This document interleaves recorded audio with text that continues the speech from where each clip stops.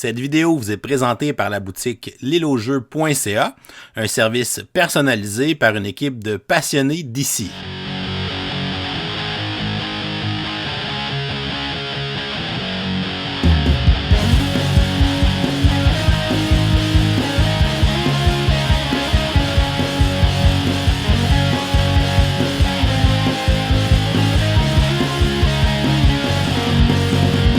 Salut les gamers, bienvenue à Presseur Board Game, je m'appelle David. Aujourd'hui à Board Game 101, je vous présente le jeu Les Chroniques du Château d'Avel. Un jeu qui a été édité en 2021 par Rebelle Studio et qui est distribué au Canada par Asmodée Canada. On voudrait d'ailleurs les remercier de nous avoir envoyé cette copie du jeu qu'on puisse l'essayer pour vous le présenter en vidéo. C'est un jeu de l'auteur polonais Przemek Wojtkowiak qui se joue de 1 à 4 joueurs et dont les parties vont durer environ 60 minutes. Le but du jeu sera de vaincre la bête et sa horde de monstres avant qu'ils puissent détruire le château d'Avel. C'est un jeu coopératif d'aventure et d'exploration de donjons dans lequel les joueurs vont incarner un personnage qui va s'aventurer dans le royaume d'Avel pour tenter d'obtenir de l'équipement, de l'améliorer, de préparer les défenses du château au combat final contre la bête lorsque la lune noire arrivera. Lorsque ça va arriver, on va avoir une phase où tous les monstres vont se diriger vers le château. Donc on a des aspects de Tower Defense pour la bataille finale. Tout au long de la partie, quand on va effectuer des combats, on va utiliser un système de dés. Donc on a des cartes d'équipement qui vont nous fournir certains dés de différentes couleurs et on va se battre à l'aide de ces dés et des symboles qui sont sur ceux-ci. Alors, les Chroniques du Château d'Avel, je vous montre comment on joue, ensuite je vous dis ce que j'en pense. Et comme on est lundi, on va vous donner une question du jour pour participer à notre concours du lundi pour le mois d'avril 2022. On va installer une partie pour 2 joueurs. Premièrement, on va placer la piste de la lune sur la table, qui sera la piste des manches pendant la partie. On va prendre le marqueur Astrolabe et on va le placer sur la case qui correspond au nombre de joueurs. Donc sur la première case pour les parties à 1 ou 2 joueurs ou sur la troisième case pour les parties à 3 et 4 joueurs. Comme on fait une partie à 2 joueurs, on va le placer sur la première case. On va ensuite trouver les tuiles de départ qui ont l'icône du château. Dans ces 4 tuiles, on aura premièrement la tuile du château d'Avel qu'on va placer dans le bas du plateau. Et par la suite, on va avoir le marché qui va se retrouver par-dessus. Et les autres 2 tuiles de départ seront placées sur les côtés pour former les tuiles initiales du plateau qui seront face visible au début de la partie. Les autres tuiles du royaume seront placées de façon aléatoire. Tout d'abord, on va retirer celles qui sont pour les parties à 3 et 4 joueurs, telles qu'indiquées sur le côté des tuiles. Donc, on a 2 tuiles à retirer de la partie qui ne seront pas utilisées. Et on va se choisir une configuration de plateau selon ce qui est écrit dans le livret d'instructions. On va y aller avec le placement de base. Donc, on va placer les tuiles aléatoires pour respecter ce schéma. On va ensuite prendre les jetons cratères et on va en choisir un pour la partie, ce qui va aussi déterminer la difficulté de la partie. On a donc un icône de cratère pour une partie facile, 2 icônes pour une partie moyenne et 3 icônes pour une partie difficile. Disons qu'on choisit la partie moyenne, on va donc prendre le jeton cratère avec 2 icônes et on va le placer sur la tuile qui est indiquée dans le schéma du livret d'instructions. Pour le placement de base, le jeton de cratère sera à cet emplacement. C'est là que la bête va apparaître vers la fin de la partie pour la bataille finale.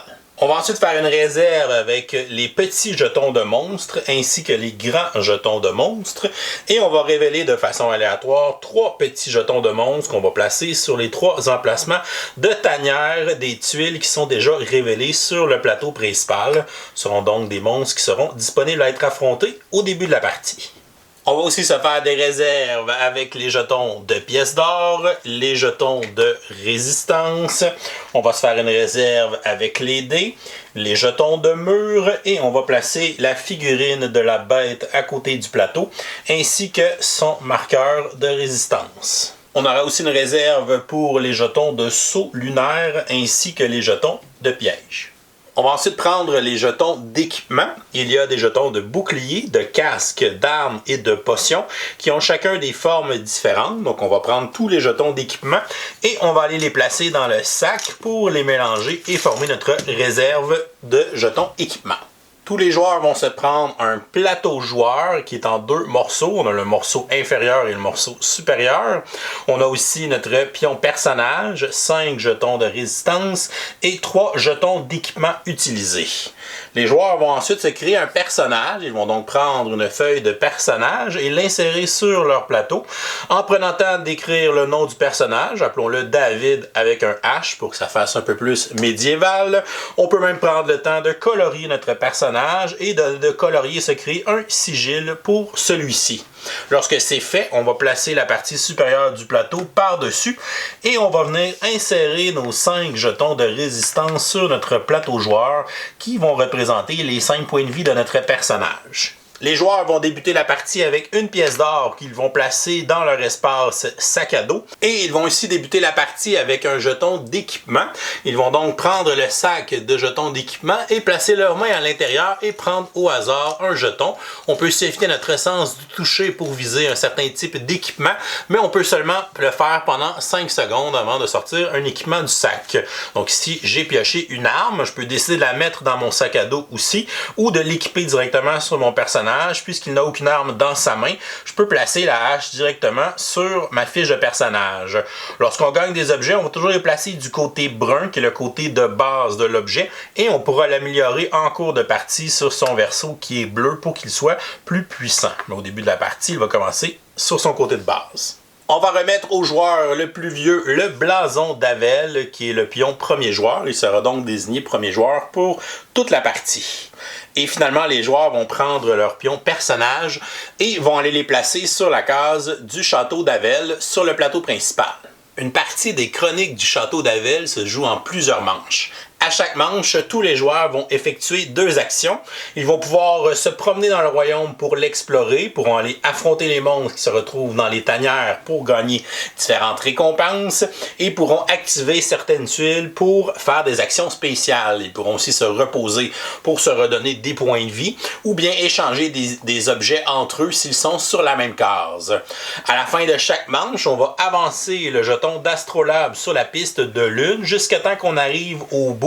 Et c'est là que la lune noire va se lever et que la bête va apparaître sur le plateau principal. Et à partir de ce moment-là, elle va se diriger à chaque tour ainsi qu'avec tous les monstres du plateau vers le château. Donc pendant la partie, les joueurs vont tenter de battre le plus de monstres possible pour gagner de l'équipement, améliorer leur personnage, aller faire des actions qui vont permettre de fortifier les défenses du royaume en préparation à cette bataille finale contre la bête et ses hordes. Et si les héros réussissent à survivre et à vaincre tous les monstres, ainsi que la bête, ils gagneront la partie. Mais si jamais un seul monstre réussit à entrer sur la tuile du château, à ce moment-là, la partie sera perdue. À son tour de jeu, un joueur devra effectuer 2 actions parmi les 4 disponibles. Il peut faire une action de déplacement, une action de combat, une action d'activation de tuiles, une action de repos, et si jamais il se trouve sur la même case qu'un autre joueur, il peut faire gratuitement une action d'échange pour s'échanger des objets. Le joueur peut effectuer 2 fois la même action s'il le veut. Regardons tout d'abord l'action de déplacement. Avec une action de déplacement, un joueur peut se déplacer d'une tuile adjacente à la tuile où il se trouve. Donc si mon premier joueur, qui est le joueur blanc, fait une action de déplacement pour aller sur la tuile du marché avec sa première action, et il pourrait prendre sa deuxième action pour une deuxième action de déplacement et décider d'aller sur une tuile qui n'est pas encore explorée. À ce moment-là, on va la retourner immédiatement et on va regarder ce qui se trouve sur cette tuile. On voit ici qu'il y a un symbole de tanière et c'est la forme du jeton de petit monstre. On va donc révéler immédiatement un jeton de petit monstre sur cette tanière. On voit aussi que certaines tuiles ont une icône ici du raccourci. Donc je le retrouve sur la tuile que je viens de révéler et je le retrouve aussi sur cette tuile. Lorsqu'il y a une icône de raccourci, je peux prendre une action de déplacement pour passer d'une tuile à une autre qui contient une icône de raccourci. La deuxième action disponible est l'action de combat. Pour faire cette action, on doit être sur la même tuile qu'un jeton de monstre pour pouvoir l'affronter. Si jamais il y a plusieurs monstres sur la même case, lorsque je fais une action de combat, je vais choisir contre quel monstre je vais initier cette action.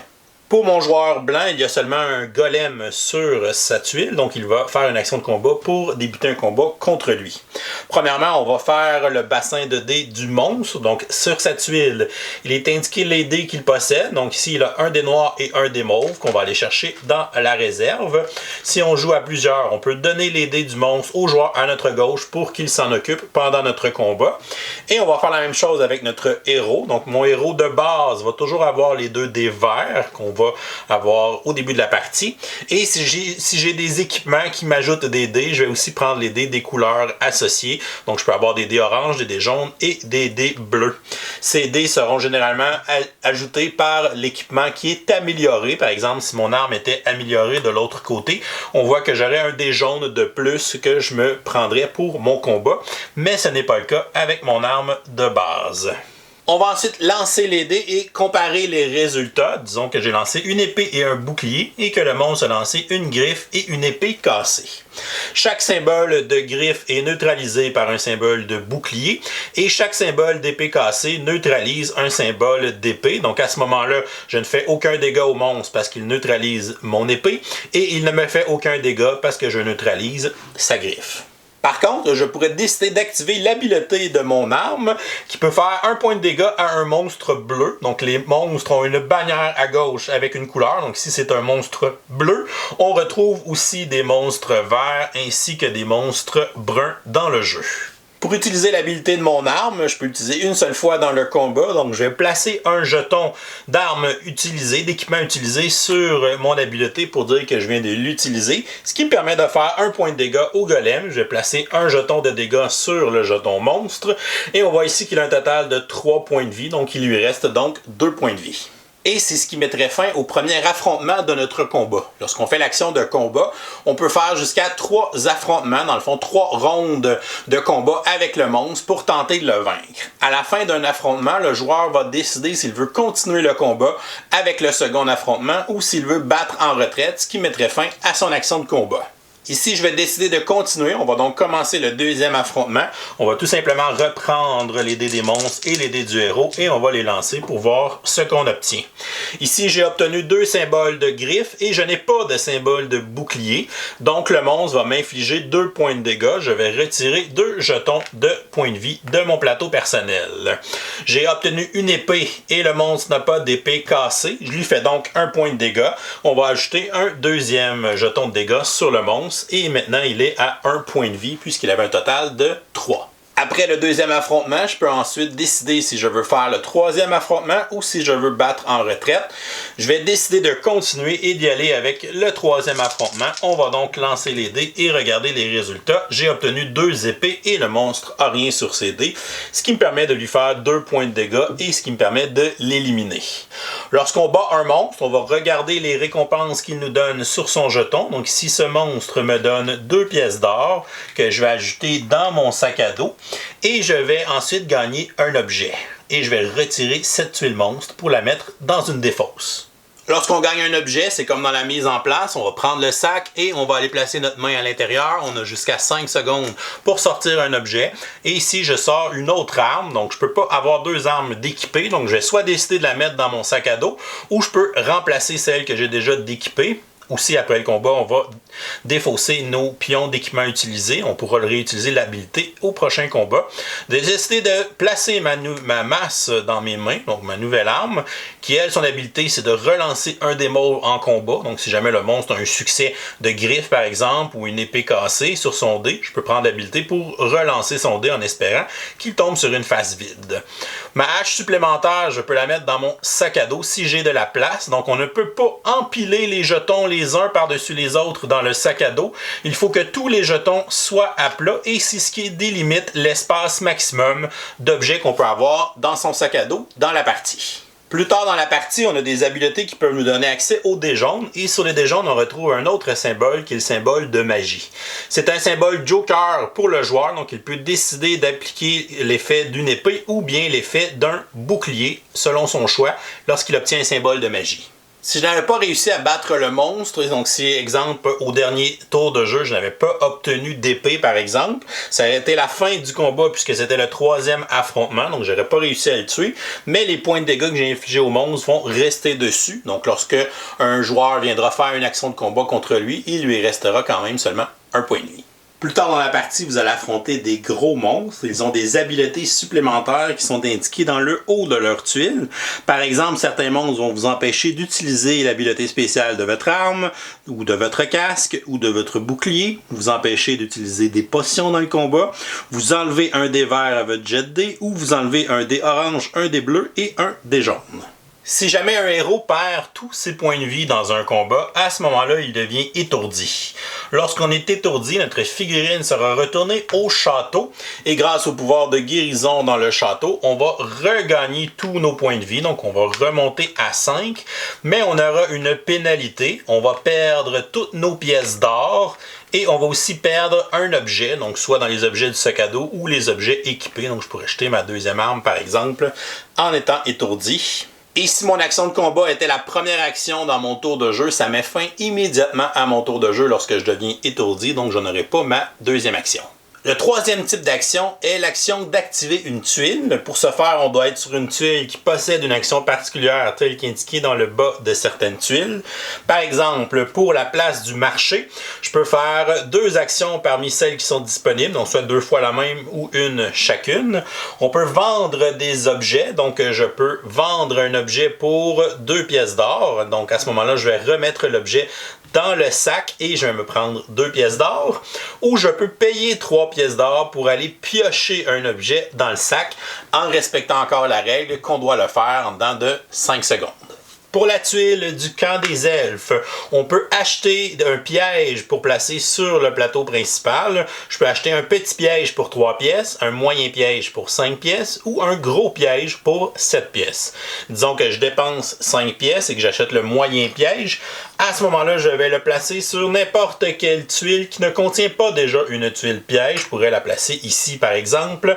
Et lorsque la bête va se déplacer sur cette case à la fin de la partie, elle va subir l'attaque qui est indiquée sur la tuile piège. On peut donc acheter chacun des pièges une seule fois pendant la partie. Pour la carrière, on peut payer 3 pièces pour acheter un mur pour fortifier le château. Donc à ce moment-là, on va placer un jeton de mur sur un des 3 emplacements sur le château. On peut donc acheter un maximum de 3 murs pendant la partie pour préparer une fortification à la bataille finale. Chez l'alchimiste, on peut payer 3 pièces d'or pour améliorer une de nos tuiles équipement, c'est-à-dire qu'on va la retourner du côté amélioré et il va avoir un pouvoir supplémentaire. Les tuiles améliorées vont toujours avoir un dé supplémentaire qu'elles vont donner au héros. Donc si j'aurais accès à 2 dés jaunes plus un dé bleu pendant mes combats, et ce ne sont pas des pouvoirs qu'on peut seulement utiliser une fois, on aura donc toujours ces dés dans les combats. La seule restriction, c'est qu'on ne peut pas avoir plus que 2 fois un dé d'une même couleur, puisque c'est la limite qu'il y a dans le jeu. Et les tuiles d'équipement de potions ne peuvent pas être améliorées. Au cercle de pierre, on peut payer 3 pièces d'or pour pouvoir placer un seau lunaire sur une tanière vide du plateau principal pour la sceller. Donc je pourrais la placer sur cette tanière puisque j'ai battu le monstre tout à l'heure, ce qui va empêcher qu'il y ait de nouveaux monstres qui apparaissent à cet endroit. Comme il y a 3 jetons de seau lunaire, on peut effectuer cette action 3 fois pendant la partie. Pour le lac au souhait, on va jeter une pièce d'or dans le lac, donc ça nous coûte une pièce d'or faire l'action, et ce qui va nous permettre de lancer les 2 dés verts, et on va regarder les résultats, et selon les résultats, on va gagner une récompense. Donc si j'ai 2 épées, comme c'est le cas présentement, ça va me donner 4 pièces d'or. Si j'ai une épée et un bouclier, je vais gagner une tuile d'équipement. Si j'ai 2 boucliers, je vais pouvoir améliorer une de mes tuiles d'équipement, et si jamais je n'ai aucune de ces 3 combinaisons-là, si j'ai une phase vide avec une épée par exemple, à ce moment-là, je ne gagne rien.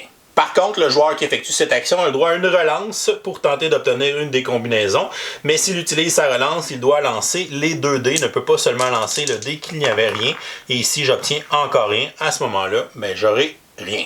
Certains endroits où il y a des tanières, donc si par exemple le joueur bleu réussit à battre ce monstre-là, on voit qu'il y a une action d'indiquer en dessous de la tanière. Donc quand le monstre est vaincu, je peux prendre cette action spéciale sur cette tuile, qui est ici d'aller bûcher du bois dans le village abandonné, ce qui me permettrait de faire 2 pièces d'or avec l'action d'activer cette tuile. La quatrième action possible est l'action de repos qui va permettre à un joueur de regagner tout simplement 2 points de vie. Il y a aussi une action gratuite qu'on peut faire si jamais il y a plusieurs joueurs sur la même tuile. À ce moment-là, on peut faire une action d'échange gratuitement. Elle ne compte pas dans nos 2 actions de notre tour de jeu.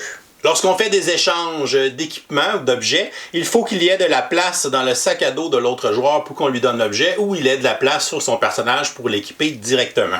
Par exemple, ce personnage a 2 boucliers, il voudrait en donner un à l'autre joueur. Il ne pourrait pas le mettre dans son sac à dos puisqu'il n'y a pas vraiment de place pour placer cette tuile sans qu'elle soit par-dessus. Mais par contre, comme il n'a pas de bouclier, il peut l'équiper directement.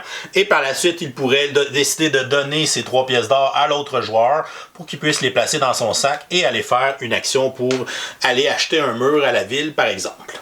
Comme c'est une action gratuite, on peut l'effectuer plusieurs fois quand les joueurs sont sur la même tuile, tant qu'il y a de la place dans les sacs à dos des joueurs respectifs pour effectuer les échanges. Lorsque tous les joueurs ont terminé leurs 2 actions, à ce moment-là, le joueur qui est en possession du blason d'Avel va avancer le jeton Astrolabe sur la prochaine case et appliquer l'effet qui s'y trouve.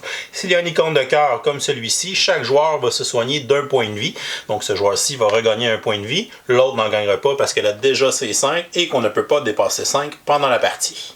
Et ensuite, on va commencer une nouvelle manche. Donc, le premier joueur va effectuer ses 2 actions, pourrait décider d'aller là, d'aller explorer. C'est le puits des souhaits. Va essayer de faire l'action une fois. Va gaspiller une pièce d'or. Va lancer les 2 dés verts.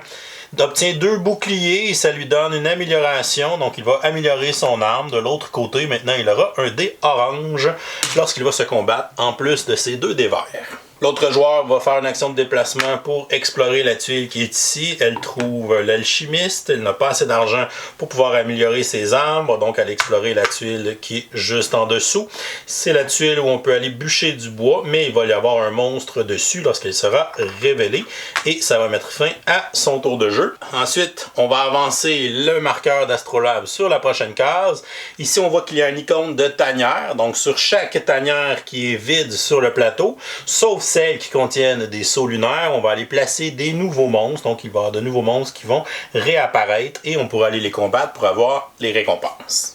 Et la partie va se continuer, on va enchaîner les manches et on va faire avancer le jeton d'Astrolabe. Lorsqu'on va arriver à la 3e case avant la fin, à ce moment-là, à partir de cet endroit, on ne pourra plus utiliser l'action du saut lunaire pour le reste de la partie.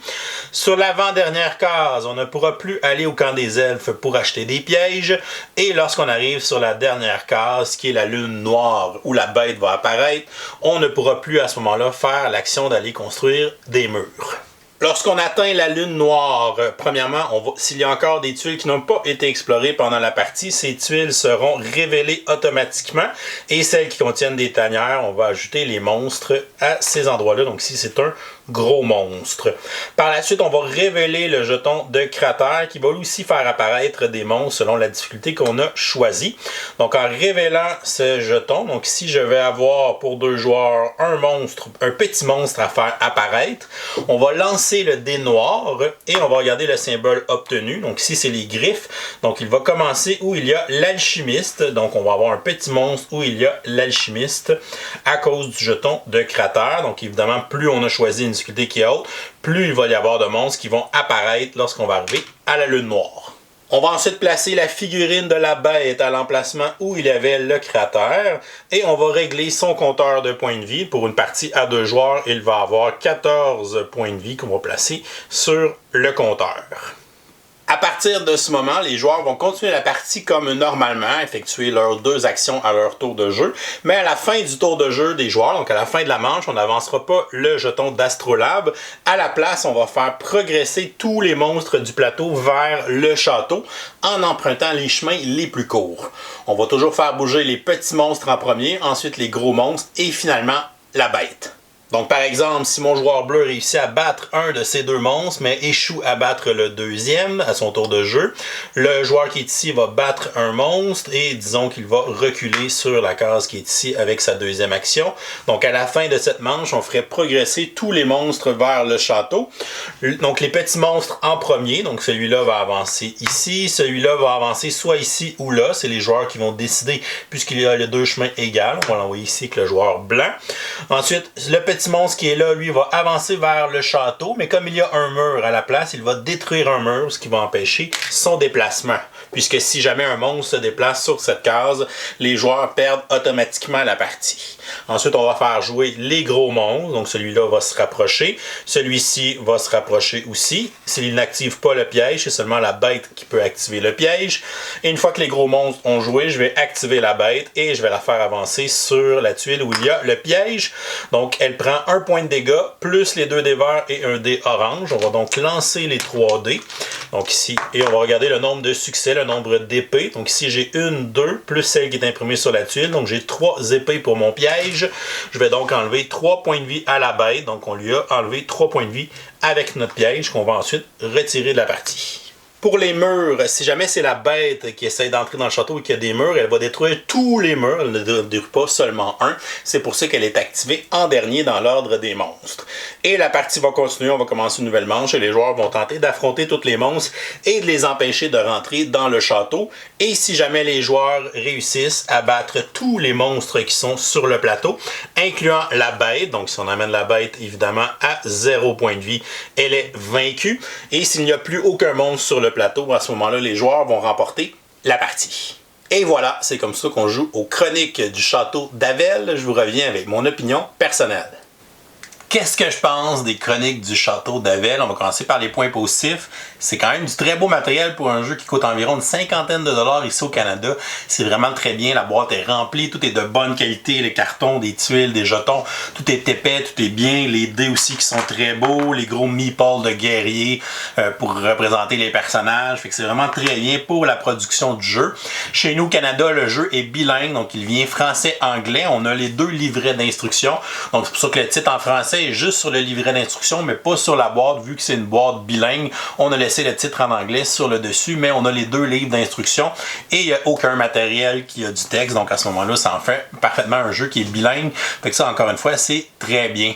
Au niveau du gameplay, c'est un jeu qui se démarque évidemment par sa simplicité. On sait que les jeux d'aventure, les jeux d'exploration de donjons, c'est généralement des jeux quand même assez complexes. C'est généralement des jeux qui ont des livres de règles de 30-40 pages.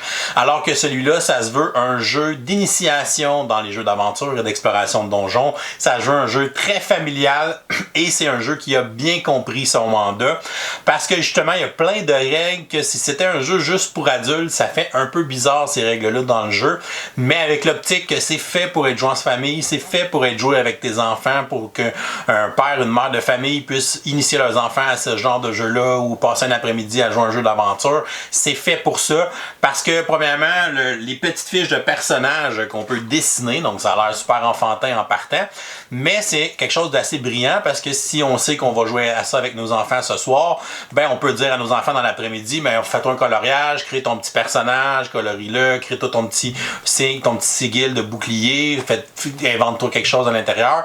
Fait qu'on peut faire une préparation puis faire une petite activité de coloriage avant de jouer au jeu en tant que tel.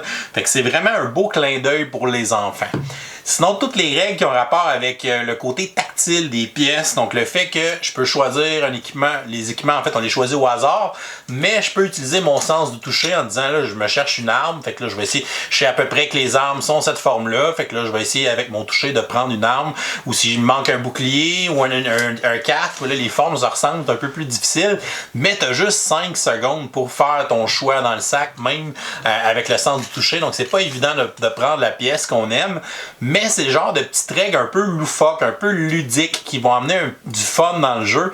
Et c'est des règles qui sont faites justement pour se rapprocher un peu plus des jeux familiaux, des jeux pour enfants en fait. Fait que c'est quand même une petite règle qui est intéressante, d'avoir un petit côté tactile à l'intérieur du jeu. Donc ce petit côté-là, les enfants, je pense qu'il va y avoir un thrill de « Oh, je gagne un équipement, je vais aller fouiller dans le sac. » Puis là, tu peux laisser quelques secondes de plus s'ils sont plus jeunes, évidemment.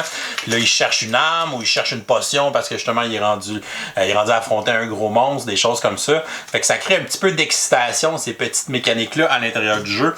Fait que c'est vraiment intéressant. Si jamais les enfants n'ont pas d'imagination pour créer leur personnage, on a la charte lunaire qui est une espèce de générateur de noms.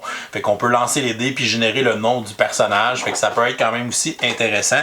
Fait que c'est un bel ajout à l'intérieur du jeu. Le fait aussi qu'on donne les dés de l'ennemi aux joueurs de gauche, fait que ça permet d'occuper les enfants pendant que nous on fait un combat, ben eux vont gérer notre monstre et vice versa. Fait que ça leur en fait moins à gérer leur tour de jeu. Quand ils se battent, ils gèrent juste les dés de l'héros, puis nous autres on va gérer les dés de combat, ou le joueur à côté va gérer les dés de combat. Fait qu'encore une fois, c'est encore des idées qui prennent dans l'optique que c'est un jeu familial, un jeu qui est fait pour être joué avec des enfants. Puis la dernière chose sur ce point-là, c'est le côté espace, l'espace dans le fond dans le sac à dos.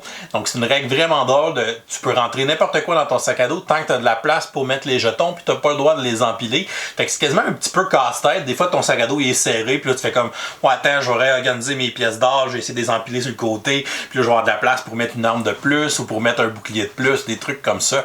Parce que si t'es pas capable de remettre un objet dans ton sac à dos, faut que tu le remettes dans le sac d'équipement, tu vas le perdre tout simplement. Fait qu'encore une fois, le côté casse-tête, c'est des choses qui reviennent souvent dans les jeux pour enfants. Fait qu'ils ont mélangé plein de petites mécaniques intéressantes pour accrocher les enfants dans des choses qu'ils aiment et des choses qui sont ludiques. Fait que ça, c'est quand même bien. C'est vraiment un jeu qui comprend qu'il est un jeu familial. Et pour faire suite à ça, évidemment, c'est un jeu qui va dans la simplicité, donc les règles sont quand même faciles à assimiler. Chaque joueur a 2 actions, puis généralement, on va soit faire une action de déplacement puis une autre action, soit une tuile, soit un combat, ou si j'ai 2 monstres sur ma tuile, ben là, je vais peut-être essayer de faire 2 combats pour tuer 2 monstres. Mais ça va être généralement un déplacement puis autre chose, donc c'est quand même facile comme concept d'avoir à se concentrer sur une action un peu plus complexe dans son tour, puis de pas avoir justement 3-4 actions pour perdre un peu le fil avec les plus jeunes. Fait que c'est très direct d'avoir 2 actions, les tours de jeu vont s'enchaîner rapidement puis il va avoir un bon tempo. Pour la durée des parties, ça tourne autour d'1 heure, peut-être 1 heure, ça pourrait durer un peu plus longtemps si justement les enfants sont peut-être un peu moins habitués avec les règlements et tout ça pour les premières parties.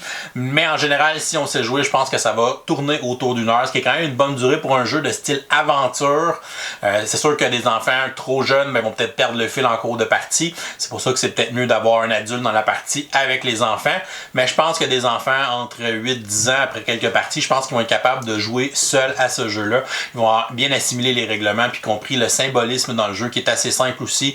On a quelques petites habiletés pour les armes, les armures, des trucs comme ça. On peut bloquer un dé de dégâts pour telle couleur de monstre, on peut rajouter un dégât pour telle couleur de monstre, je peux relancer certains dés ou je peux ajouter des dés. Ça tourne généralement autour de ça, les habiletés. Puis on a quand même un aide de jeu qui est quand même bien fait où on a toutes les tuiles qui sont expliquées, tous les symboles des dés aussi. Fait que ça tient sur une page. Fait que c'est quand même bien, on laisse ça pas trop loin, puis on peut s'y référer pendant la partie. Pour un jeu d'une durée d'1 heure, je pense qu'il y a une belle aussi progression dans le jeu. Donc, tu vas avoir le temps d'améliorer ton personnage par rapport à ce qui est au début avec ces 2 petits dés verts de pauvre. À la fin, ben, tu risques d'avoir des équipements améliorés. Tu risques d'avoir 4-5 dés quand tu vas te battre. Les dés améliorés qui sont beaucoup plus puissants, qui ont presque pas de face où il n'y a rien, justement. Fait que tu vas sentir cet aspect de progression-là avec les équipements de ton personnage. Puis tu vas sentir aussi la progression du royaume parce que c'est important de préparer le royaume à l'avenue de la bête et de la bataille finale qui est quand même assez épique aussi. Je trouve que ça rajoute un petit climax au jeu de dire ben là on prépare le royaume, on met des pièges, on construit des murs, on essaie de faire des choses, de s'améliorer puis de devenir le plus fort possible parce qu'on va avoir un gros combat final contre une horde de monstres menée par la bête. Fait que je trouve que c'est qu'il y a une belle finalité dans un jeu comme ça d'avoir une espèce de boss fight qui est quand même intéressant. Puis ça se transforme un peu en tower defense, le boss fight là. C'est toujours un style de jeu que j'apprécie particulièrement. Contrairement aux jeux d'aventure qui sont complexes, ce qui fait la simplicité de celui-là, c'est que les ennemis n'ont pas de tour de jeu. Donc les ennemis ne s'activent pas, ne se déplacent pas pendant la partie, ils sont statiques et on va juste interagir avec eux quand on va aller faire des combats. Donc ça fait que le tempo de la partie est plus rapide, il y a moins de règles à assimiler parce qu'on n'a pas un système de gestion des ennemis à apprendre, donc c'est parfait pour ça. Puis c'est juste à la fin de la partie qu'ils vont se déplacer là, dans la bataille finale, mais tout au long de la partie, ils vont rester statiques. Donc les joueurs ou les jeunes avec qui on joue vont pouvoir vraiment se focusser sur le tour de leur personnage. Pour les côtés négatifs, c'est évidemment un jeu qui sait qu'il est fait pour être un jeu familial, qui sait qu'il est fait pour jouer avec des enfants. Évidemment, si vous achetez ce jeu-là pour jouer entre adultes, je pense que ça va manquer un peu de punch après quelques parties. Je pense que vous allez avoir fait le tour. Fait que c'est pas le jeu qui a le plus de profondeur, c'est pas le jeu qui a le plus de rejouabilité, de variété entre les parties. Donc, soyez avertis si vous planifiez jouer entre adultes. Donc, je pense qu'il est vraiment pensé puis vraiment conçu pour jouer avec des jeunes, pour les initier à ce style de jeu-là. Somme toute, les Chroniques du Château d'Avel, je vais lui donner une note de B.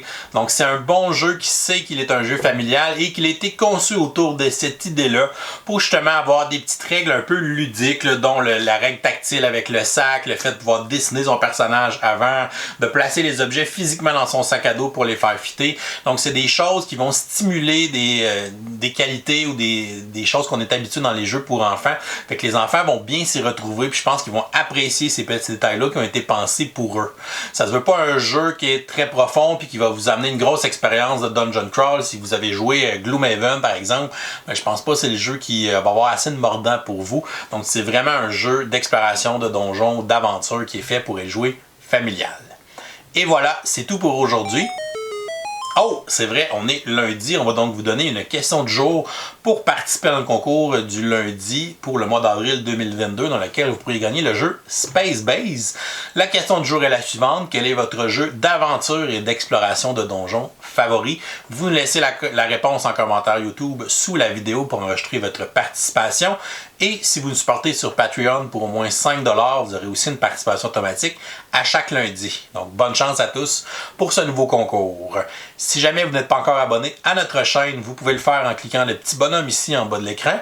Sinon, vous pouvez nous supporter vous pouvez nous suivre plutôt sur Facebook, Twitter ou Instagram à Professeur Board Game. Et si vous aimez le contenu qu'on fait, vous pouvez nous supporter sur notre page Patreon. Je vous souhaite une excellente fin de journée et continuez de gamer.